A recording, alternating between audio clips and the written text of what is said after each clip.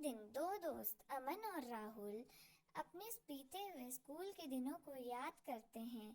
दोनों दोस्त पार्क में जाकर बैठते हैं और अपने स्कूल के बीते हुए दिनों को याद करते हैं। तभी अमन बोलता है, याद है जब हम स्कूल में थे तो कितनी बार हमने सोचा था कि आगे क्या करना है, लेकिन हमेशा आलस्य में पड़े रहते थे और फिर हम दोनों ही शिकायत करते थे कि वक्त क्यों नहीं हमारे हिसाब से चलता है।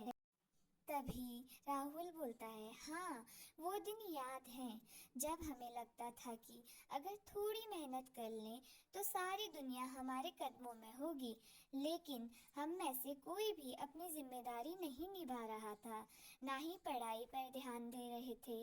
मुझे याद है कि मैं हमेशा सोचता था कि कल कर लूँगा, लेकिन कल कभी भी नहीं आता था। तभी अमन सोचते हुए बोलता है, आज समझ आता है कि हम कितना कुछ खो रहे थे। स्कूल के दिन शायद आसानी से निकले थे, लेकिन अगर हम उस वक्त अपनी मेहनत पर ध्यान देते तो आज हम कहीं और होते। मैं हमेशा इसे टालता रहा। अब समझ आता है कि मेहनत कभी बर्बाद नहीं जाती और आलस हमेशा ही हमारा नुकसान करता है।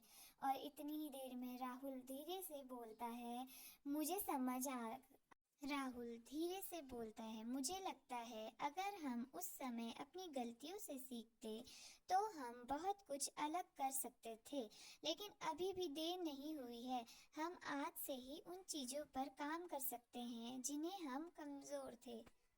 अमन और राहुल दोनों दोस्त एक दूसरे को देखते हैं और मुस्कुरा कर बोलते हैं, भले ही अतीत को बदल नहीं सकते, लेकिन वर्तमान और भविष्य उनके हाथ में है। उन्हें अब समझ में आ गया था कि जो कुछ भी सीखा जा सकता है वह कभी भी सीखा जा सकता है, वो किसी भी उम्र में सीखा जा सकता है।